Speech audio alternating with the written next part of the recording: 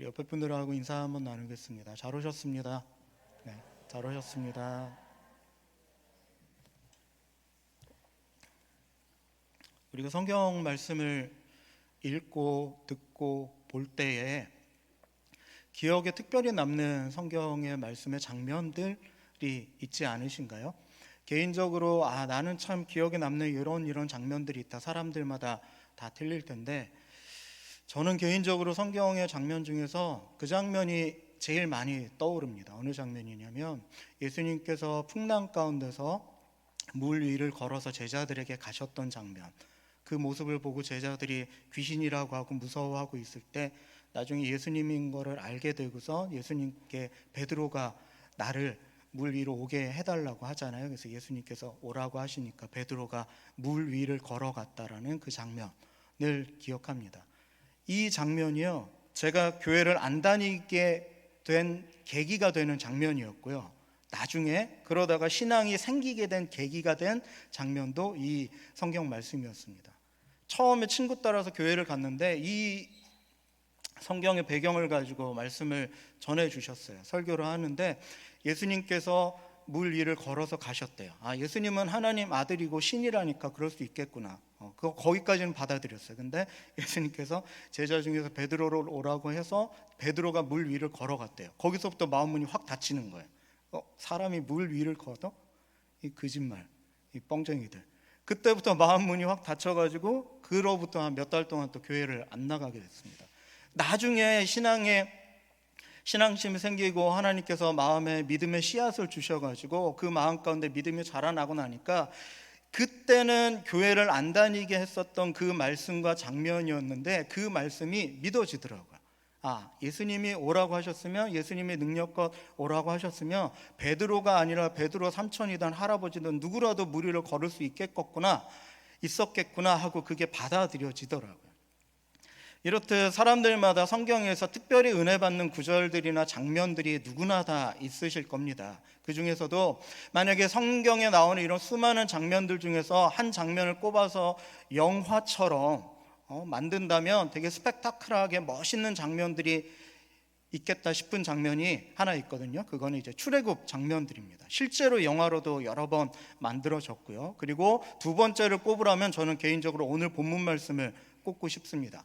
큰 성 니느웨가 수많은 이스라엘 백성들의 외침으로 인하여서 한순간에 무너져 내리는 그 장면을 만약에 영화로 만든다면 얼마나 웅장하고 멋있지 않을까, 그런 생각을 해봅니다.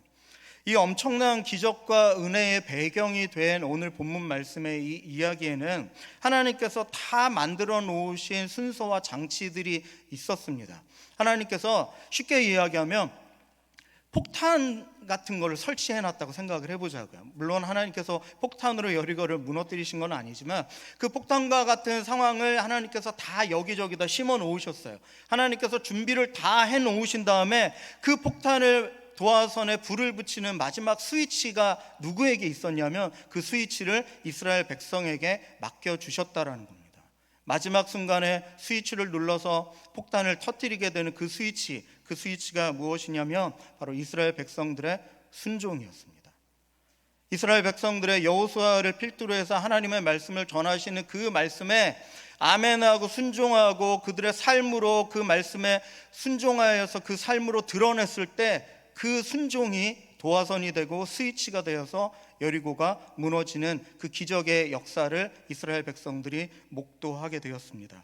오늘 이 과정 속에서 이스라엘 백성들이 순종했었던 세 가지의 모습의 순종이 있거든요. 그 7일간의 순종의 여정을 우리 함께 짧은 시간 말씀을 통해서 은혜를 나누기를 소망합니다.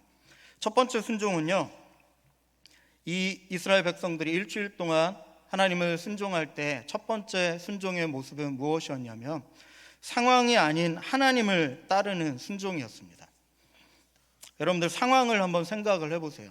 이스라엘 백성들이 공격하는 입장이고요, 여리고 백성들이 수비하는 입장입니다. 이스라엘 백성에게는 무기도 변변찮은 무기조차 없었습니다.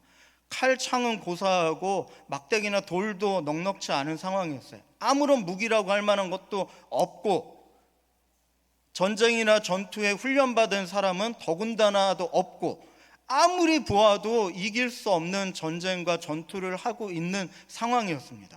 상황을 볼 때는 하나님께서 어떤 거대한 큰 로봇 같은 천사라도 보내셔서 여리고성을 부시거나 그렇게 앞장서서 큰 무기라도 나눠주시지 않는 이상 이길 만한 건덕지가 전혀 보여지지 않는 앞이 너무나도 깜깜한 상황이었다라는 거예요. 이 상황 가운데서 하나님께서 어떻게 일하실지 모르고 그저 순종하고 따라간다는 것이 결코 쉬운 일이 아니었을 겁니다. 자, 우리 성경 말씀을 함께 읽어보겠습니다. 오늘 본문 말씀 앞절에 6절과 7절 두 절 말씀만 한번 읽어볼까요? 6절 7절입니다. 시작. 눈의 아들 여호수아가 제사장을 불러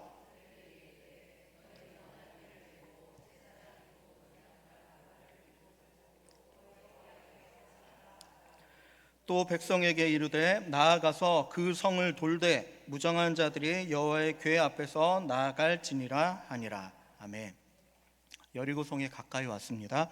이 성을 돌기만 하라는 거예요.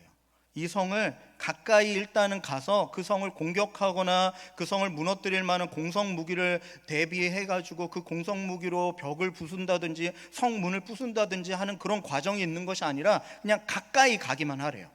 이미 여리고 백성들은, 이스라엘 백성들이 출애굽을 하여서 광야를 건너뛰고 가나안 땅에 들어와서 자기네들을 멸망시키러 오고 있다라는 소문이 수년 전부터 엄청나게 퍼져 있었던 상황입니다. 여리고 백성들은 자기들이 그 길목에 있기 때문에 이들이 올 거고 우리랑 부딪히게 될 텐데 우리가 이들을 이겨내기 위해서 준비를 해야겠다라고 만반의 준비를 나름 했던 상황이었습니다.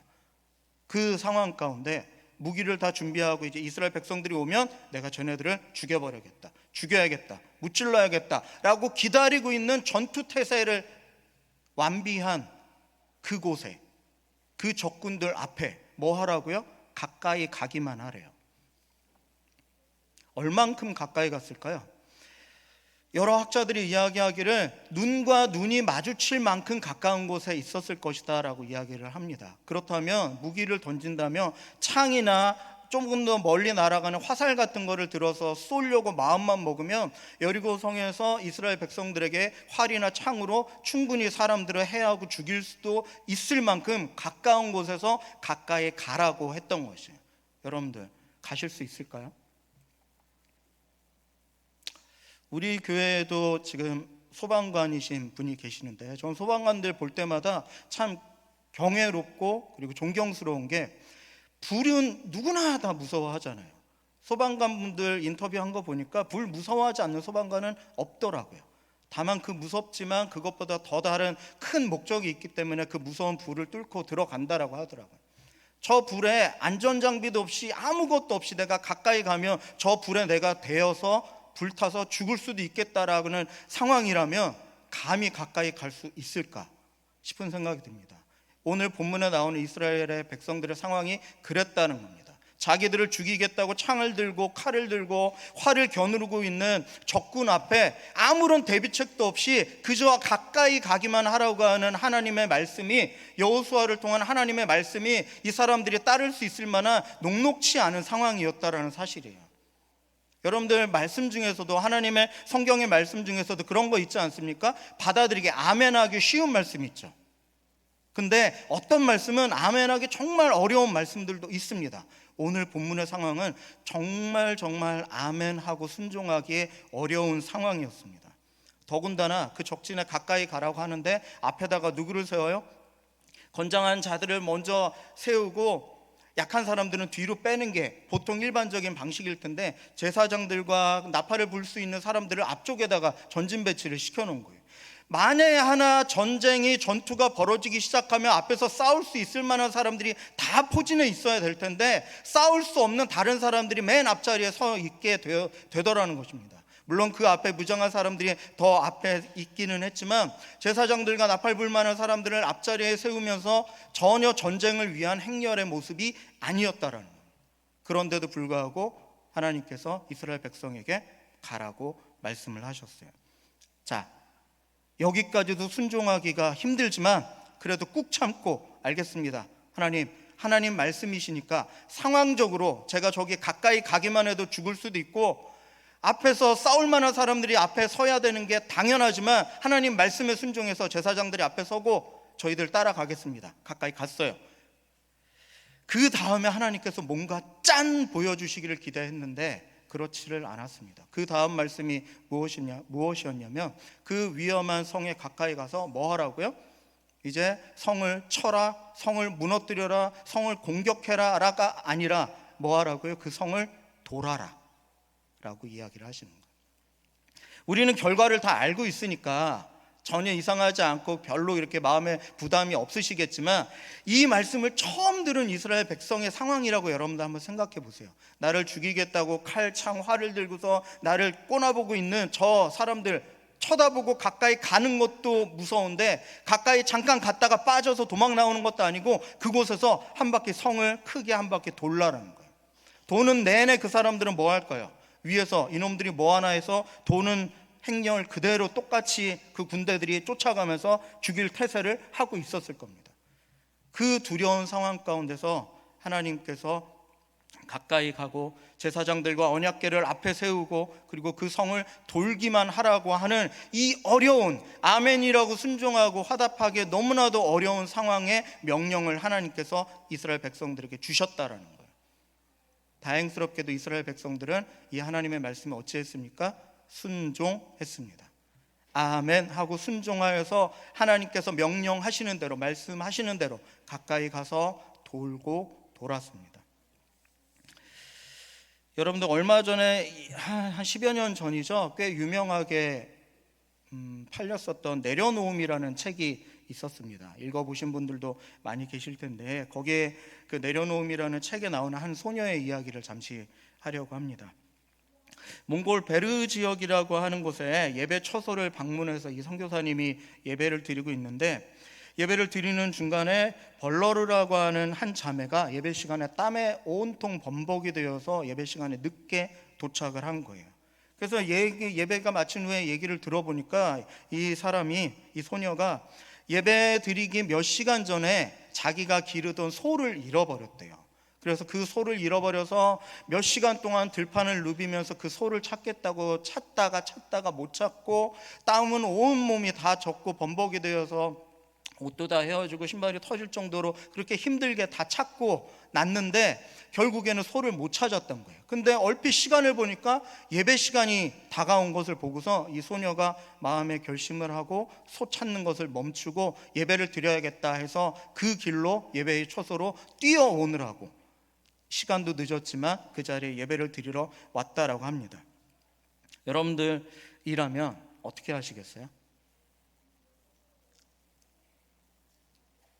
지금 제가 알기로 소를 키우는 분은 우리 교회는 안 계시는 걸로 아는데 내 전 재산과 같은 소 한 마리가 굉장히 비싸더라고요. 더군다나 몽골은 우리나라보다도 경제적인 수준이 또 낮기 때문에 정말 가늠할 수 없는 큰 재산입니다. 가정의 큰 모든 재산이라고 할 수도 있을 것 같아요. 그 소 한 마리를 잃어버릴 수 있는 상황인데 지금 예배드리러 가는 게 중요해요? 예배는 오늘도 있고 내일도 있고 그 다음에도 예배가 있는데 이 소는 지금 잃어버리면 다시는 찾을 수 없는 상황이란 말이에요. 이 상황을 보면 소를 찾고서 예배는 한번 못 드리는 게 당연한 상황입니다. 그걸 가지고 비난할 사람이 있을까요, 없을까요? 목사님이나 선교사님도 그 상황을 이야기하면 그러냐고 어떡하냐고 같이 기도하자고 같이 찾아보자고 하고 도움을 줄지언정 너 예배 안 드리고 소 찾으러 어디 갔다 온 거야 라고 뭐라 할 수 있는 사람은 아무도 없었을 겁니다. 그럼에도 불구하고 이 소녀는 소 찾기를 포기하고 내가 예배를 드려야겠다라고 하고서 그 땀이 범벅이 된 상태에서 예배 드릴 때 보통 우리는 어떻게 오죠? 씻고 그래도 정갈한 옷을 입고 내가 가진 옷들 중에서 제일 깔끔한 옷들을 입고 그런 좀 단정한 준비된 모습으로 예배를 드리러 오잖아요. 근데 이 소녀는 그럴 시간조차도 없었던 거예요.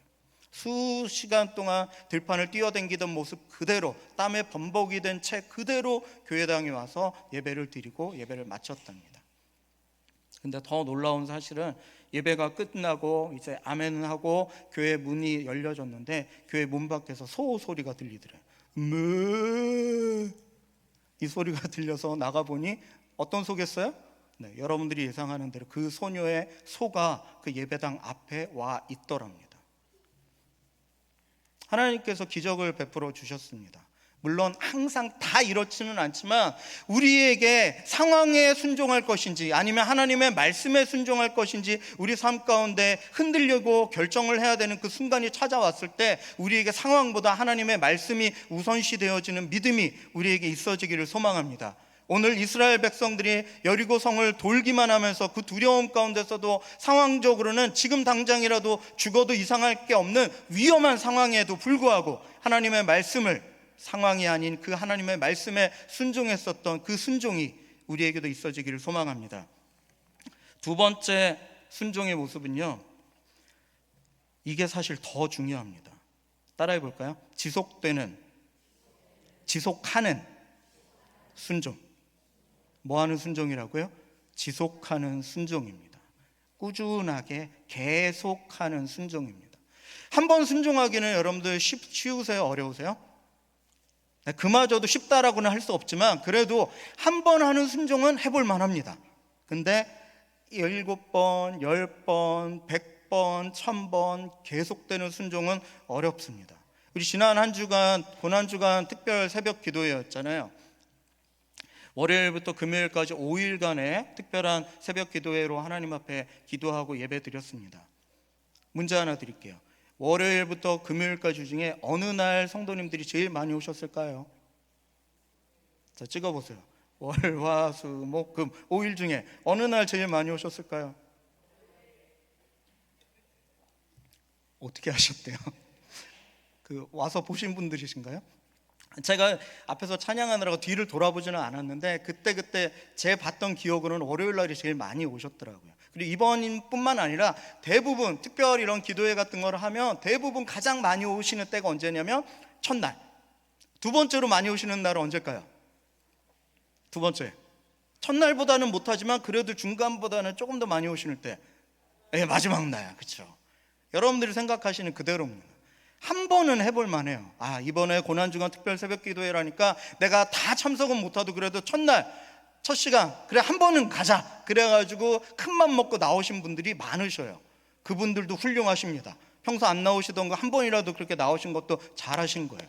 마지막 날 첫날 가려고 했는데 그날 못 일어났어. 마지막 날이라도 가야 되지 않을까? 그러고 온 사람도 있어요. 한 번은 순종하기가 그래도 수월합니다. 하지만 계속해서 지속적으로 순종하는 것들은 쉬운 일이 아니라는 사실입니다. 자, 본문 말씀 함께 보겠습니다. 6장 13절과 14절 두 절 말씀 함께 읽어보겠습니다. 13절 14절입니다. 시작. 제사장 7은 양각나팔 7을 잡고 여호와의 궤 앞에서 계속 행진하며 나팔을 불고 무장한 자들은 그 앞에 행진하며 후군은 여호와의 궤 뒤를 따르고 제사장들은 나팔을 불며 행진하니라. 그 둘째 날에도 그 성을 한 번 돌고 진영으로 돌아오니라. 엿새 동안 이같이 행하니라. 아멘.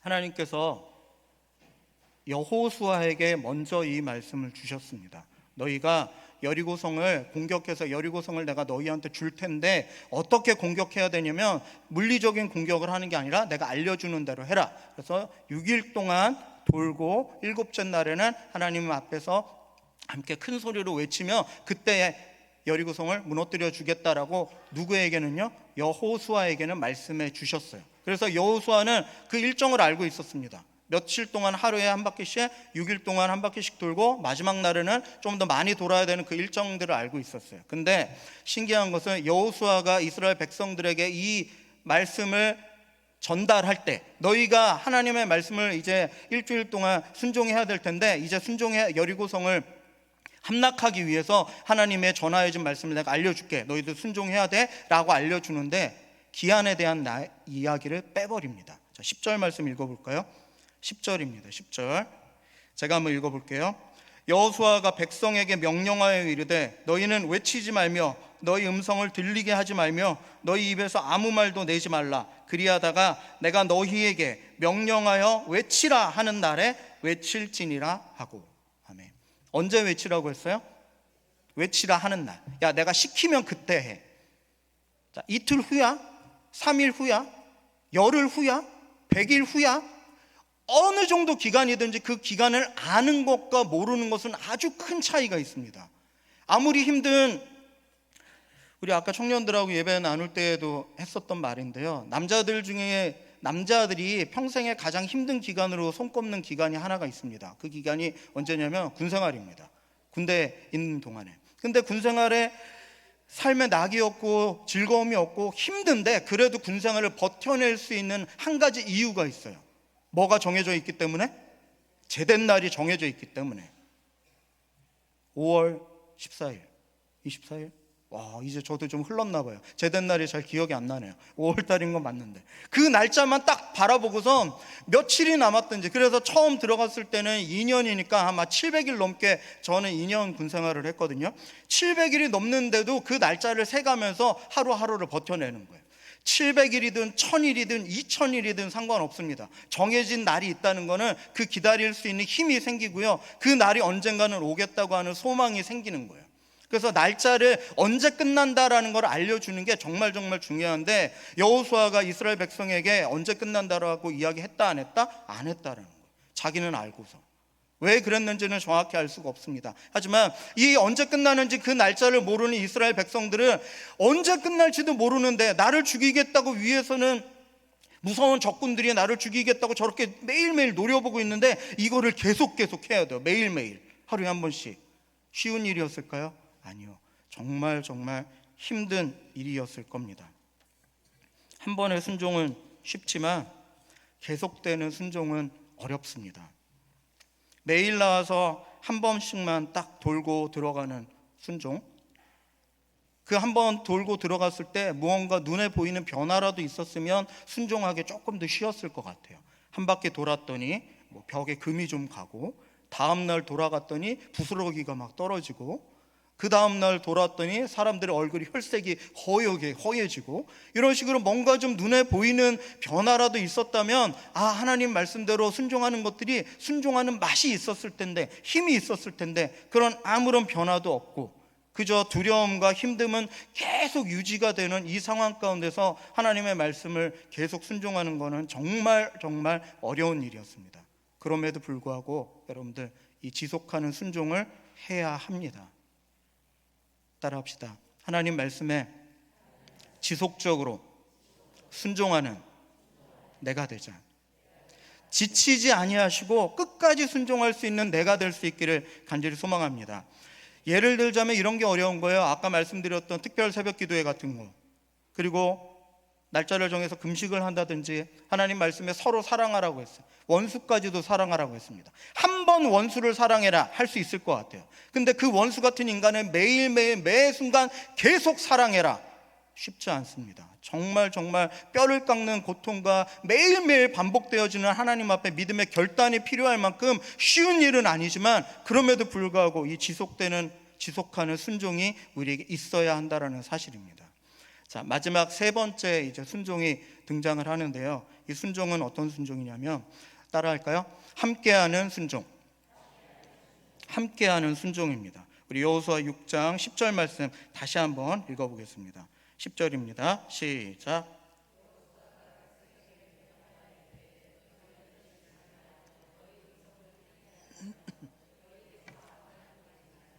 그리하다가 내가 너희에게 명령하여 외치라 하는 날에 외칠지니라 하고. 아멘. 자, 성경을 좀 유익 있게 보셨고, 또 예전에 이 말씀을 통해서 성경 말씀을, 설교 말씀을 여러 번 들어보신 분들은 기억하시는 분들도 계실 겁니다.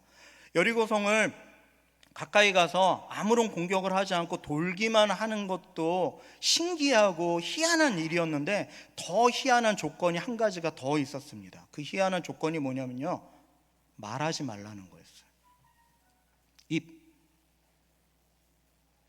입을 열지 말고 돌라라고. 하나님 말씀을 순종하면, 우리는 그렇지 않습니까? 하나님 말씀에 순종할 때 좀 드러내고 싶은 마음 있지 않으세요?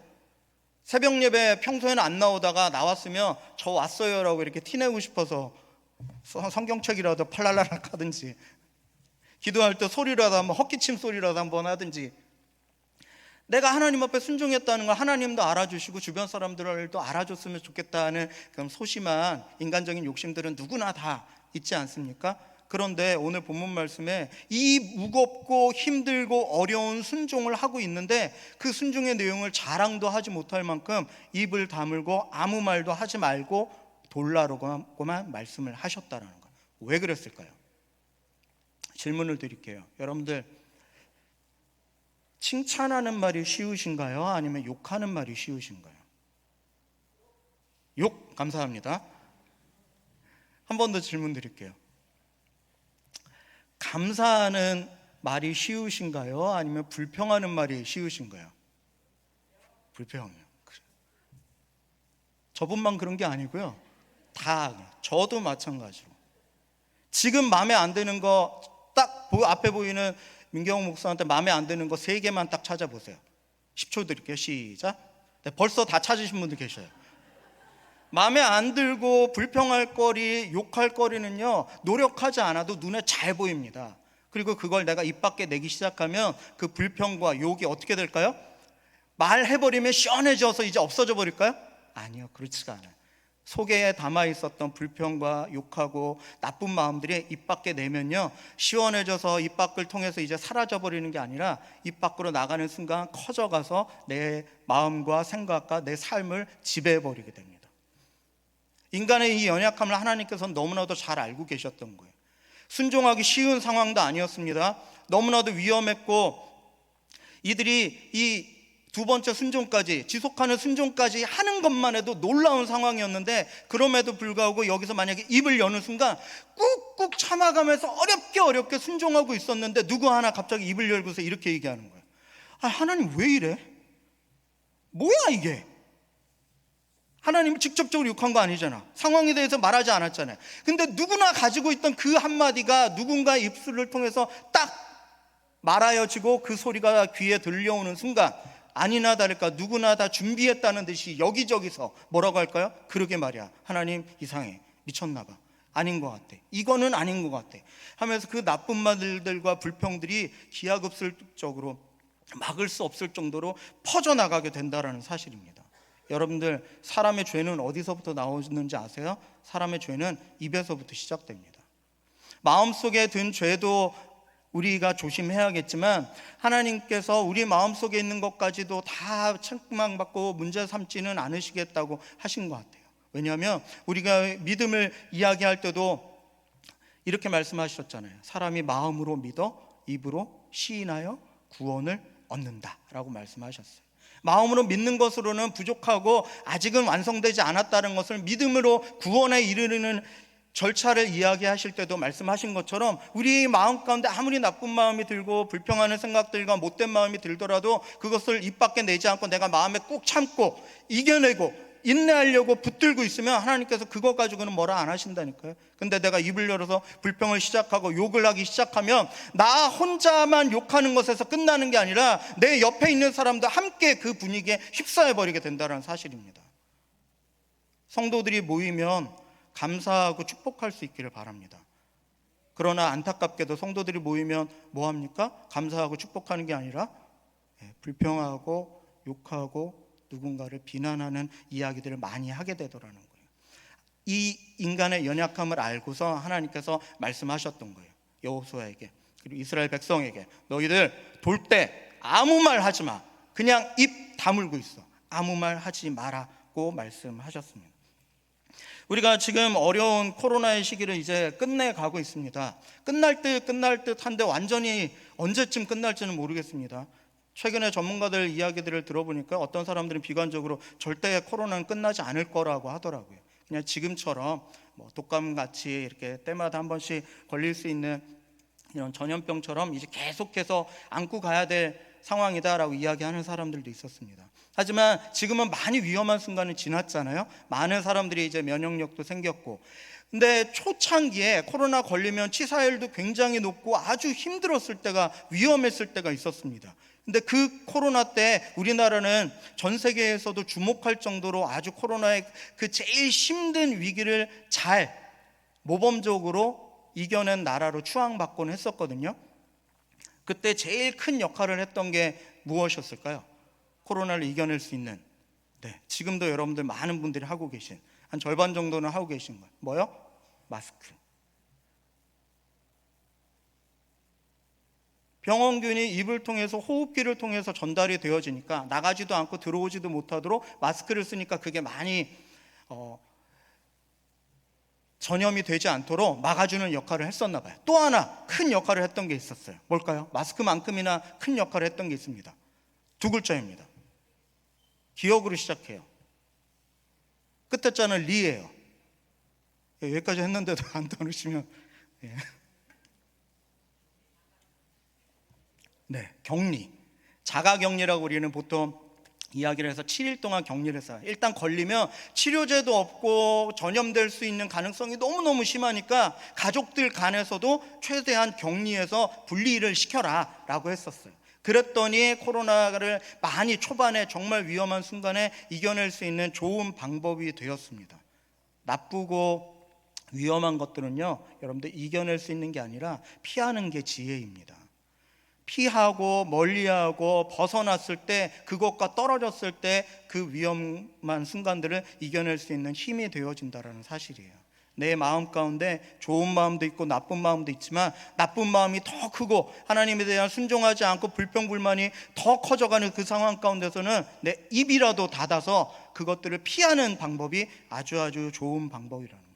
그런 순종은요, 나 혼자만을 위한 은혜가 되어지는 것이 아니라 내 주변 사람을 시험 들게 하고 내 주변 사람들이 힘들게 하는 그 어려움의 상황들을 미연에 방지할 수 있는 함께하는 순종이 되어진다라는 사실입니다. 이제 말씀을 정리하겠습니다. 오늘 말씀을 통해서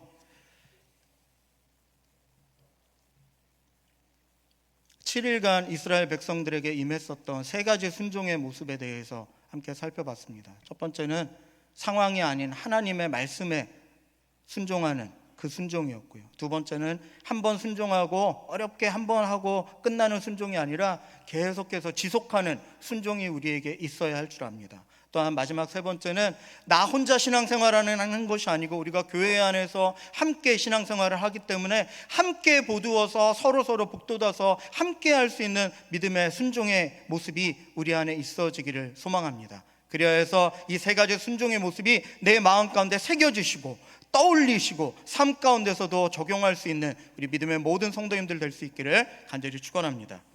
기도하겠습니다. 사랑의 하나님, 참 감사합니다. 귀한 은혜 가운데서 오늘도 하나님의 말씀을 함께 나누었습니다. 하나님, 여리고성을 무너뜨리기 위해서 하나님께서 이스라엘 백성에게 말씀하셨던 말도 안 되는, 이해가 되지 않는, 상황적으로는 따르기가 너무나도 힘든 그 말씀을 주셨지만 이스라엘 백성들이 상황이 아닌 하나님의 말씀에 순종했고 또 그 말씀을 순종하며 한 번만 순종하고 마는 것이 아니라 계속해서 7일 동안 지속적으로 순종했었던 그 순종의 모습이, 또한 그 순종을 할 때 내가 입을 열어서 내 마음 가운데 드는 불안과 불평과 욕지거리들을 주변 사람들에게 나쁘게 전파하는 것이 아니라 입을 꾹 다물고 함께 믿음 안에서 걸어갈 수 있는 함께하는 순종을 감당했을 때 여리고성이 무너지는 그 기적의 은혜를 그들에게 베풀어 주셨음을 말씀을 통해서 들었습니다. 하나님, 이러한 순종의 모습이 나에게도 우리 교회에도 있기를 소망합니다. 하나님, 함께하여 주시옵소서. 감사드리며 예수님의 이름으로 기도드립니다. 아멘.